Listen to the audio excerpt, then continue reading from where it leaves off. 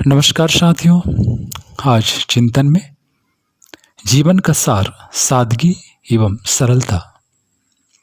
सादा जीवन उच्च विचार ऋषि प्रणीत श्रेष्ठ मार्ग है, जिसकी महिमा का हर युग में गान किया जाता रहा है। हालांकि इसकी यथार्थ समझ समय के साथ ही विकसित होती है। जीवन की प्रारंभिक अवस्था में, जवानी में तड़क भड़क कुछ फैशनबाजी, महंगे शौक प्रायः जीवन के अंग रहते हैं। लेकिन समय के साथ जब सोच परिपक्व हो जाती है, जीवन के तत्व का बोध होता है, तो समझ आता है कि बाहरी दिखावे, प्रभाव तथा प्रदर्शन में कोई सार तत्व नहीं, हल्कापन, खालीपन व अशांति ही इनसे जुड़े हुए रहते हैं। जीवन का सार सरलता व सादगी में छिपा हुआ है, जो उच्च विचार से जुड़ा हुआ है। शांति सुकून के साथ रहते हुए जीवन में यदि कुछ सार्थक कार्य करना है, समाज की सेवा करनी है और आत्मलाभ अर्जित करना है, तो वह सादा जीवन उच्च विचार के आधार पर ही संभव होता है। अन्यथा मनुष्य की इच्छाओं, कामनाओं व महत्वाकांक्षाओं का कोई अंत नहीं। इनको पूरा करते करते जीवन का सर्वस्व भी झोंक दिया जाए तो भी पूरा नहीं पड़ता। सारा समय, मनोयोग व जीवन की ऊर्जा इन्हीं में खप जाते हैं और कोई सार्थक कहा जाने योग्य कार्य ऐसे में संभव नहीं हो पाता। जीवन का अंत एक खालीपन, एक शून्यता तथा निरर्थकता के बोध के साथ होता है और बहुमूल्य मानव जीवन का ऐसा त्रासद अवसान एक दुर्घटना ही कही जाएगी। यह आज की नहीं, हर युग की कहानी रही है।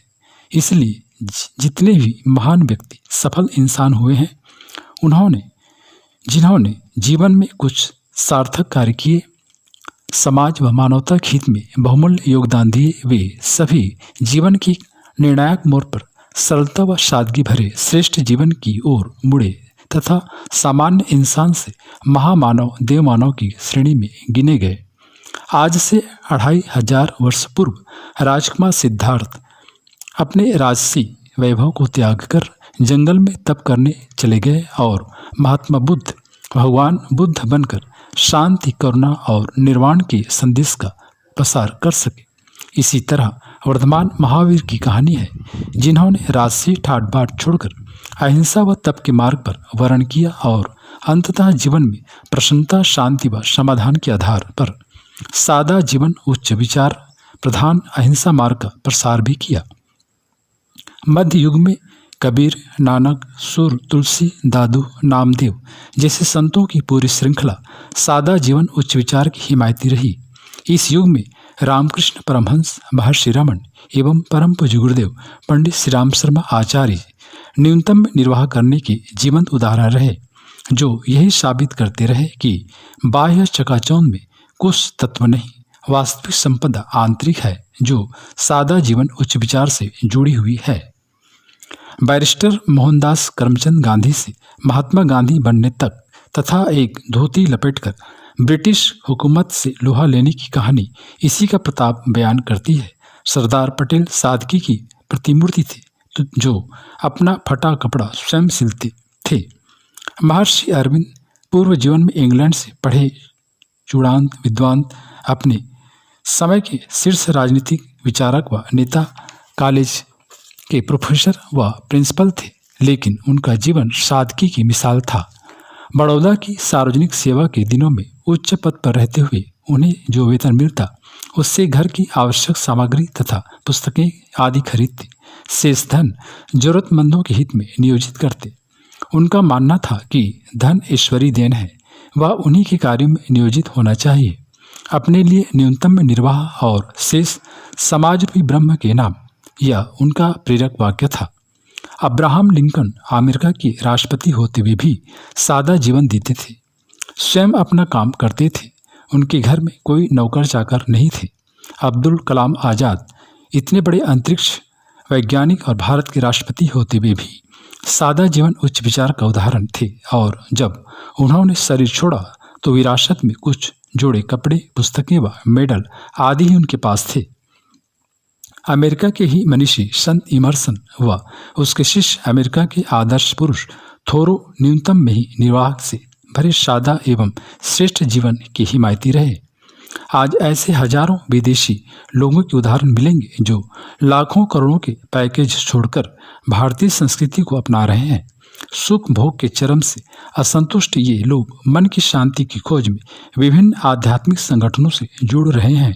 अखिल विश्व गायत्री परिवार में भी ऐसे लाखों करोड़ों परिजन परम पूज्य गुरुदेव वंदनीय माता जी के सूत्रों के अनुरूप सादा जीवन उच्च विचार को अंगीकार कर रहे हैं और अपनी क्षमता व योग्यता के अनुरूप समाज की भावभरी सेवा कर रहे हैं।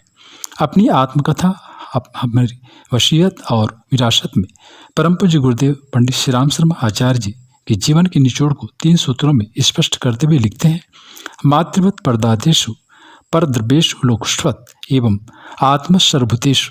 इनमें दूसरा सादा जीवन का ही सूत्र है, जिसके साथ उच्च विचार जुड़ने पर शेष 2 सूत्र संभव होते हैं। और फिर सादा जीवन का उच्च विचार से सदा संबंध है। जहाँ सादगी होगी वहीं उच्च संभावनाएं साकार होंगी तथा जहाँ उच्च विचार होंगे वहीं सादा जीवन संभव होगा। गुरुदेव के शब्दों में यह अनुमान गलत निकला कि ठाट बाट से रहने वालों को बड़ा आदमी समझा जाता है और गरीबी से गुजारा करने वाले उद्विग्न अभागे पिछड़े हुए पाए जाते हैं। हमारे संबंध में यह बात कभी लागू नहीं हुई। आलस्य और अविद्यावश गरीबी अपनाई गई होती तो अवश्य वैसा होता, पर स्तर उपार्जन योग्य होते हुए भी यदि सादगी का हर पक्ष स्वेच्छापूर्वक अपनाया गया है तो उसमें सिद्धांतों का परिपालन ही परिलक्षित होता है। जो भी अतिथि आए, जिन भी मित्र संबंधियों को रहन सहन का पता चलता रहा, उनमें से किसी ने भी इसे दरिद्रता नहीं कहा, वरन ब्राह्मण परंपरा का निर्वाह ही माना। मिर्च न खाने, खड़ाऊ पहनने जैसे एकाध नियम सादगी पर अपनाकर लोग सात्विकता का विज्ञापन भर करते हैं। वस्तुतः आध्यात्मिकता निपटी है शर्तोमुखी संयम और अनुशासन से। उसमें समग्र जीवनचर्या को ब्राह्मण जैसी बनाना एवं अभ्यास में उतारने के लिए सहमत करना होता है। यह लंबे समय की और क्रमिक साधना है। हमने इसके लिए अपने को साधा है और जो भी अपने साथ जुड़े रहे उन्हें सधाया है। साथियों, इस तरह सादा जीवन उच्च विचार वास्तव में अध्यात्म के व्यावहारिक स्वरूप का वह पहलू है जो आध्यात्मिकता के जीवन में समाविष्ट होने पर सहज रूप से अंग बनता है और उसके लिए निस्संदेह रूप से साधनात्मक स्तर की तत्परता एवं संवेदनशीलता का निर्वाह करना पड़ता है, तभी यह संभव हो पाता है।